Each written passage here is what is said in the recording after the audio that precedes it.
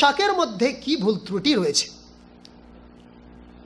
তার মধ্যে প্রথম ভুল হচ্ছে যে কিছু সংখ্যক নামাজিকে দেখা যায় যে তারা এত টাইট এবং সংকীর্ণ পোশাক পরিধান করে নামাজ পড়ে যে বলা অসম্ভব। এত টাইট এবং সংকীর্ণ পোশাক, প্যান্ট, জিন্স পরে নামাজ পড়ে যে সে সঠিকভাবে নামাজ আদায় করতে পারে না। অনেক সময় সে এই সংকীর্ণ পোশাক পরিধান করার কারণেই নামাজ ছেড়ে দেয়।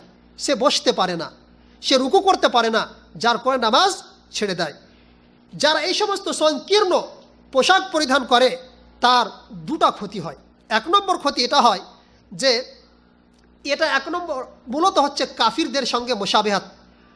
কারণ প্রথমে মুসলমানরা এই মতো টাইট পোশাক পরতো না, ঢিলাঢালা পোশাক পরিধান করত। এবং দুই নম্বর ক্ষতি হচ্ছে যে এই সমস্ত পোশাক পরিধান করতে গিয়ে দেখা যায় তার সাতার, অর্থাৎ যেটাকে নামাজের মধ্যে ছুপানো জরুরি সেটা খুলে যায়। আর সাতার খুলে গেলে আপনার নামাজ হবে না। অনেক সময় দেখা যায় প্যান্টের উপরে এত শর্ট শার্ট পরে যে যখন রুকুতে যায় তার পুরো পিঠ দেখা যায়, ব্লাউজের মতো শার্টটা উপর দিকে চলে আসে এবং পুরো পিঠ দেখা যায়। অনেক সময় তার লজ্জাস্থানও দেখা যায়। তাহলে বলুন এমতো অবস্থায় নামাজ হবে? কোনো মতেই না। এখান থেকে আমাকে আপনাকে বাঁচতে হবে। পোশাকের মধ্যে দ্বিতীয় নম্বর ত্রুটি হচ্ছে এটা যে দেখা যায় কিছু সংখ্যক মানুষ বিশেষ করে গরমের মৌসুমে এত পাতলা পোশাক পরিধান করে নামাজ পড়ে যে সেই পোশাকের মধ্য দিয়ে তাদের চামড়া, তাদের লজ্জাস্থানও দেখা যায়। ফুকাহায়ে কিরাম বলেছেন এ বিষয়ে, ইশতারাতু ফিস সাতিরি আন ইয়াকুনা কাসীফান ফালা ইউজজিউ আস-সাতিরু আর-রাকীক আল্লাযী ইয়াসিফু লাওনাল বাশার। ফুকাহায়ে কিরাম বলছেন সেই সমস্ত পোশাক যেটাকে পরে পরিধান করে নামাজ আদায় করে সেটা কেমন হতে হবে? আন ইয়াকুনা কাসীফান, সেটা যেন ঘন হয়, মোটা হয়। যদি এমন পাতলা পোশাক হয় যার দ্বারাতে চামড়া পরিষ্কার বোঝা যাবে তাহলে সেই পোশাকের দ্বারা নামাজ হবে না।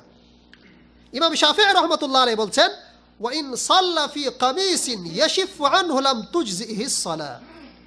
যদি এমন কোনো পোশাক, এমন কোনো শার্ট, এমন কোনো কামিজ পরে সে নামাজ পড়ে যে পোশাকের দ্বারা তার চামড়া দেখা যায়, তার কোনো অঙ্গ বোঝা যায়, তাহলে সেই পোশাকের দ্বারা নামাজ হবে না।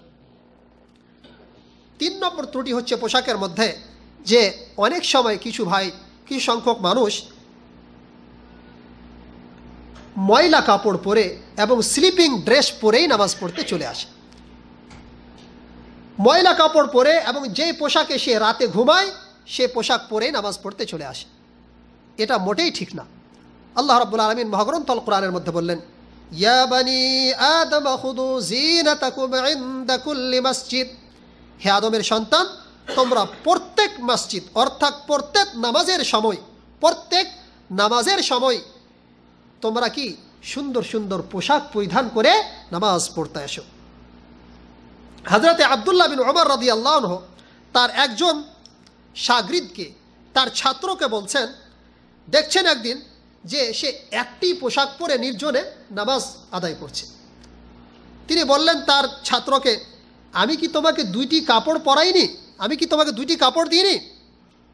হযরতে নাফে বলেন যে অবশ্যই আপনি দিয়েছেন।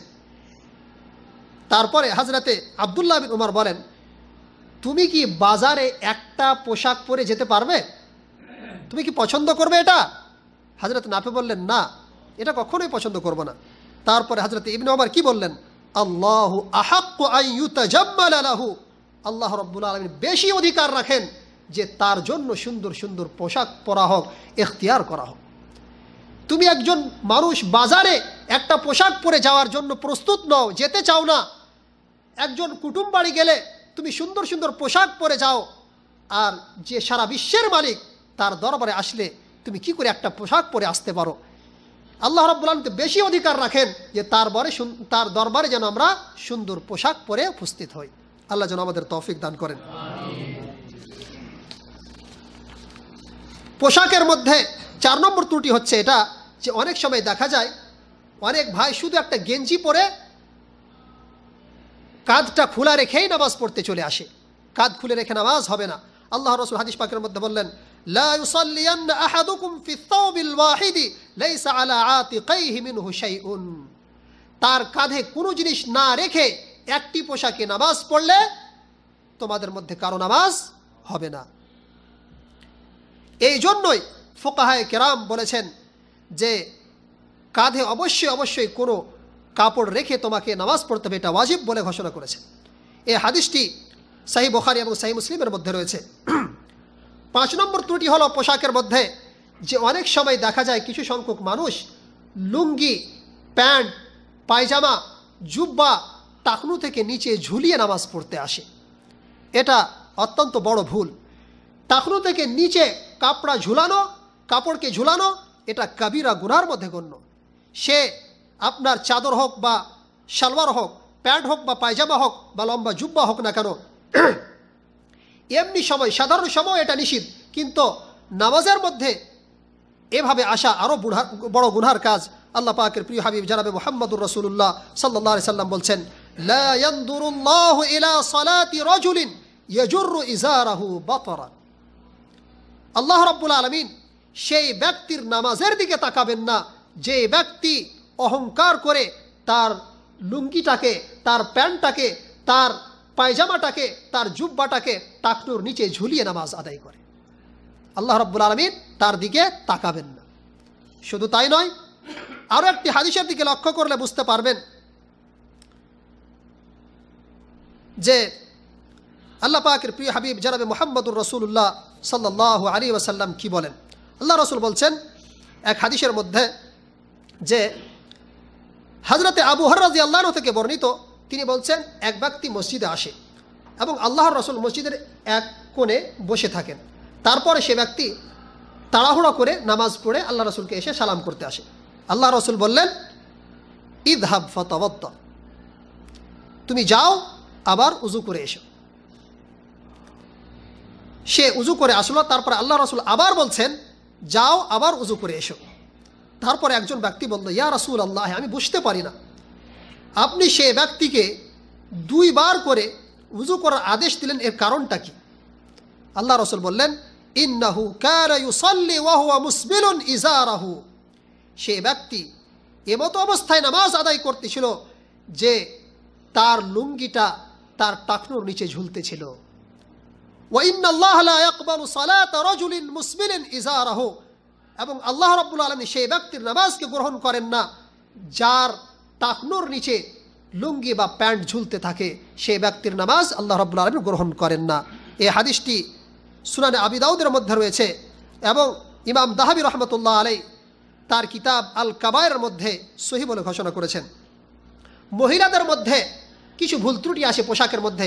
অনেক সময় দেখা যায় কিছু মহিলা নিজের মাথাকে, চুলগুলিকে খোলা রেখেই নামাজ আরম্ভ করে দেয়। তাদের নামাজ এভাবে হবে না। আল্লাহর রাসূল হাদিস পাকের মধ্যে বললেন, লা ইয়াকবালুল্লাহু সালাতা হাইদিন ইল্লা বিখিমারিন। দোপাট্টা অর্থাৎ মেয়েরা যে ওড়না পরে, সে ওড়না ব্যতীত সেই সমস্ত মহিলা যারা বালিগা হয়ে গেছে, যারা যুবতী হয়ে গেছে, তাদের নামাজ হবে না। এতক্ষণ আমরা শুনলাম সেই সমস্ত ত্রুটিগুলি যার সম্পর্ক ছিল একজন নামাজির পোশাকের